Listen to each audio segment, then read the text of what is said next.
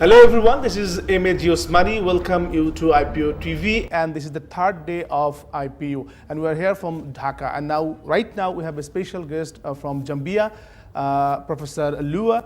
She is a member of Zambia Parliament. Hello, ma'am. How are you?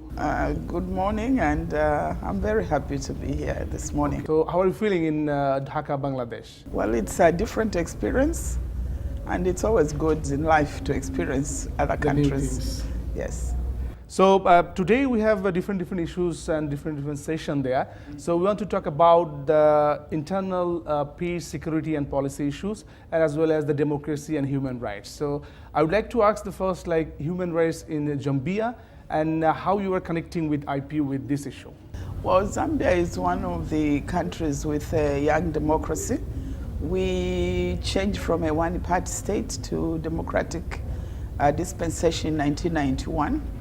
And we have actually nursed our democracy to date. Since 1991, we have had changes of government 3 times, and twice we lost our presidents. And we've actually handed over power from one party to another peacefully through elections. And I think we are on course as a country. It's one of the countries that enjoys a lot of peace. So you are not very old in democracy practice. But how is the relationship between the government and the opposition party for the development of the country? Well, I think it can be seen with the composition of our delegation here. Our delegation here has 2 of us members of parliament from the ruling party, and we have one from one of our main opposition parties, the UPND, and another one from our 3rd opposition party, the FDD, and we have an independent member of parliament. And when we're here, we are Zambia, we are not parties, and we do everything together. And this is the way we also conduct our affairs in Zambia. And it sounds very balanced in your political situation, as you said, like the mix-up with your membership and in the assembly. So now I would like to talk about the education and the human rights in Zambia. So what are the education system right now, and how you are ensuring the education from the childhood until to the mature level? In fact, that's a very good question. I happen to be the Minister of Higher Education in Zambia, and our education system is divided into 2. We have the general education that looks after the early education, primary and secondary education.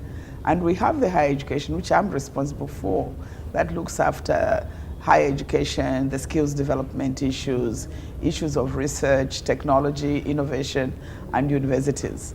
So our children start being exposed to education very early on. In fact, for some families, as early as 2 years. And now as a policy, early education is not only for the rich, it's for everybody else.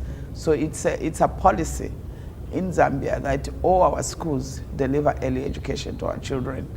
And it's also a policy that we give free education at primary level to secondary level. So we only start paying for education when you get to higher education. Yeah, thank you very much. My last question about the IPU. So this time from Zambia, do you have any specific proposal to get the attention of the global people? Yeah, well, in fact, I'm here because I chaired the Women's Bureau when we were in Zambia, and I've been given opportunities and space to share the experience of what we've done in Zambia. And my message to me is that when we look at the educational system, we should not only looking at our children passing mathematics and English and so on, we should look at education as a total development of a human being. So we need to do a bit more than going to school, but build programs around that can help our boys and girls to develop differently and also socialize them differently.